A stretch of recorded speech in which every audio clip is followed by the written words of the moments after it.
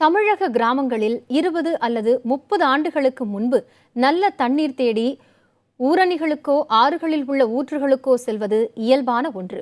ஆனால் குடிநீருக்காக, சமைப்பதற்காக நல்ல தண்ணீர் தேடி ஒரு கிராமமே அலைவது மட்டுமின்றி 70 வயது முதியவர் பெரும் துயரை எதிர்கொண்டிருக்கிறார் என்பது புதிய தலைமுறையின் கள ஆய்வில் தெரிய வந்திருக்கிறது.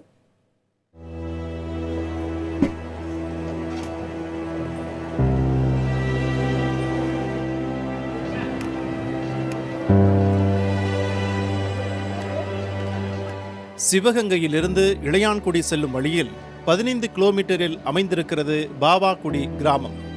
இளவேநீர் கால மழைக்கு பிந்தைய நிகழ்வுகளில் கிராமம் அழகாக தெரிந்தாலும் அங்குள்ள மக்களின் குடிநீர் தாகம் நாடு சுதந்திரமடைந்து 70 ஆண்டுகள் ஆன போதிலும் தீரவில்லை.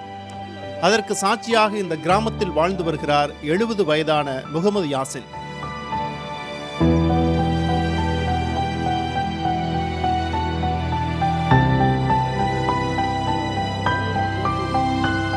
பெட்டிக்கடை வைத்து வாழ்க்கையை நகர்த்தும் இவருக்கு 3 பிள்ளைகள். தனது சிறு வயது முதலே பாவாக்குடியிலிருந்து 2 கிலோமீட்டரில் பெரியாற்றில் உள்ள ஊற்றிற்கு குடங்களோடு தண்ணீர் தேடி செல்லும் பெரியவர் முகமது யாசினின் மிதிவண்டி பயணம் 70 வயது ஆன போதும் நிற்கவில்லை. நாள்தோறும் சைக்கிளில் குடங்களை கட்டிக்கொண்டு செல்லும் முகமது யாசின் ஒரு குடம் தண்ணீர் நிறைய 2 மணி நேரம் ஆவதாக கூறுகிறார்.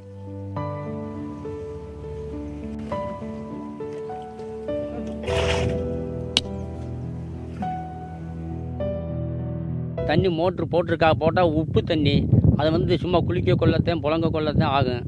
அதனால் 2 கிலோமீட்டர் ஊற்றுல தண்ணி அள்ளிக்கிட்டு போகிறதுக்கு எப்படியும் ஒரு 2 குடம் இறக்கிறாந்தா 2 மணி நேரம் ஆகுது. ரொம்ப சிரமம் அடைஞ்சிக்கிட்டு இருக்கோம். நாங்கள் 5 தலைமுறையாக அந்த ஊரில் நாங்கள் குடியிருந்துக்கிட்டு இருக்கோம்.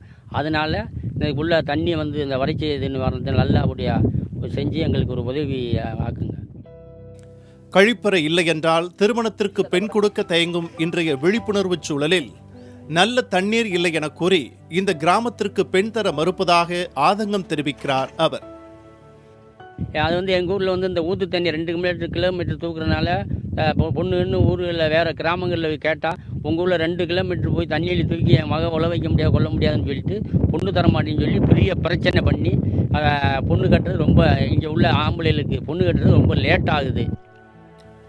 பாவாக்குடியில் தலைமுறையாக நிலவும் குடிநீர் பிரச்சனை குறித்து மாவட்ட ஆட்சியர் உள்ளிட்ட அனைத்து அதிகாரிகளிடம் எடுத்து கூறியும் கோரிக்கை விடுத்தும் இதுநாள் வரையில் எந்த பயனும் இல்லை என்கிறார் பெரியவர் முகமது யாசின்.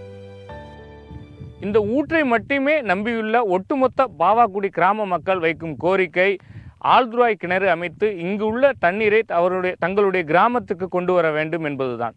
இது அரசு நிறைவேற்றுமா என்பதை பொறுத்திருந்து பார்க்கலாம். புதிய தலைமுறைக்காக சிவகங்கை மாவட்டம் பாவாக்குடியிலிருந்து ஒளிப்பதிவாளர் கலையுடன் ஹரிகிருஷ்ணன்.